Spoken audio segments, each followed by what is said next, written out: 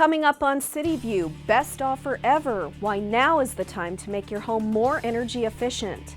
Affordable housing. The city celebrates another new affordable development. And city donations. City employees make a big contribution to local charities.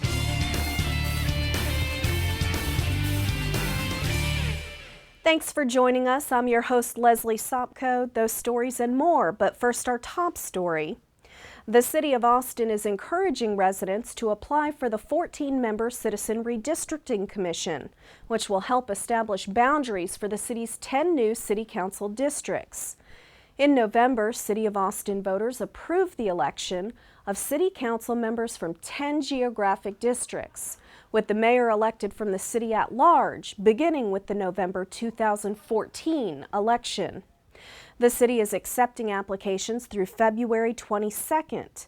Visit austintexas.gov/10-1 to download an application and learn more about the redistricting process. Affordable housing remains a top priority for the City of Austin. A recent housing market study shows a need for 39,000 housing units that are affordable for very low-income residents. Community leaders and city officials recently celebrated the construction of another affordable housing community that will be built on East 12th Street. When completed, the new development will offer 24 energy-efficient rental units. This construction project is made possible thanks to a partnership between the city's Austin Housing Finance Corporation and the nonprofit Anderson Community Development Corporation. We will remain committed to programs like affordable housing, whether that's through a bond package or whether that's through dedicated revenue sources from the city budget. It is that critical to our community. It is that critical to East Austin. We want to be a city where all of our citizens can benefit from dynamic growth and vibrant house markets. We are especially grateful for the leadership, the foresight, the thoughtfulness, and the partnership we have developed with the City of Austin through the Neighborhood Housing and Community Development Department.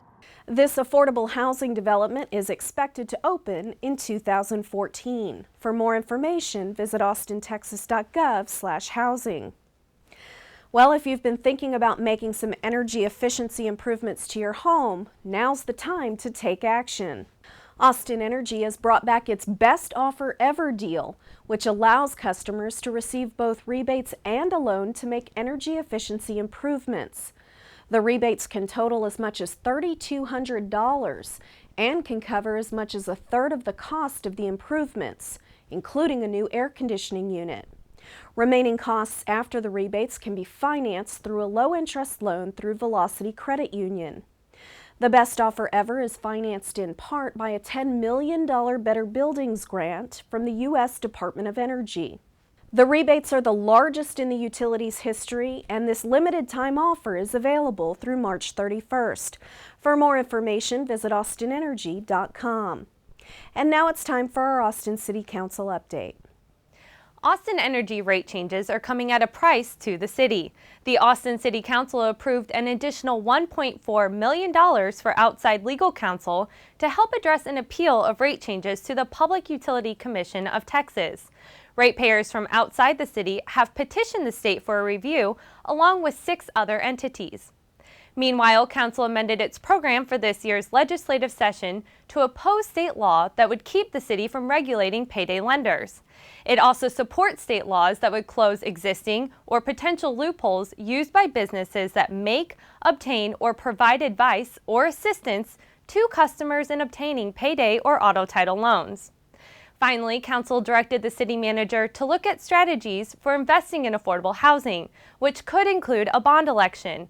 Voters previously approved $55 million in affordable housing bonds in 2006, but only 49% voted in favor of those funds in the 2012 election.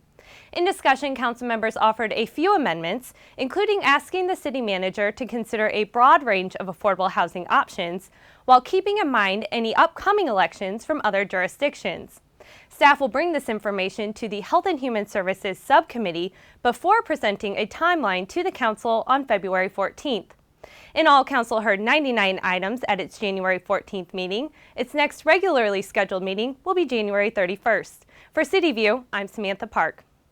The city continues to work on its Imagine Austin comprehensive plan to build a future Austin that is more compact and connected, while contributing to sustainability and providing economic opportunity. So how do we move forward in creating neighborhoods and districts that we love? As part of the Imagine Austin Compact and Connected Speaker Series, renowned author, professor, and expert on community design, Ellen Dunham Jones, provided some insight into this very question. She shared her research on how to design places that promote a community's well-being, such as how to create walkable places and how to revitalize areas with a dying shopping mall.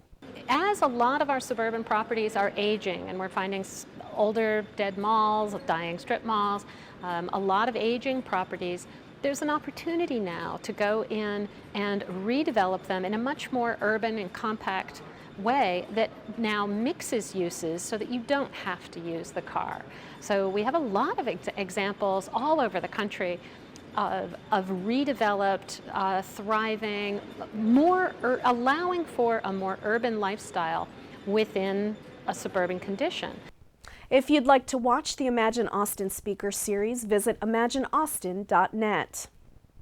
Finally, we'd like to thank City of Austin employees for their generous cash contributions to more than 500 charitable organizations in 2012.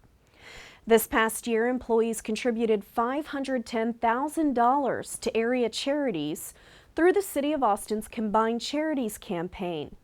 The campaign is held every fall and gives employees the opportunity to make a donation to their charity of choice. Since 1993, City of Austin employees have donated almost $12 million through the annual drive. We would also like to recognize the more than 300 city employees who serve as mentors and tutors for the Austin Independent School District. These employees take time out of their busy schedules to work with students in groups or one-on-one. Research shows that students who have this type of support are much more likely to succeed in school. The City of Austin provides one of the largest groups of volunteers for AISD schools. That's all for this edition of CityView. I'm your host, Leslie Sopko. Our next episode premieres Friday, February 8th. Thanks for watching.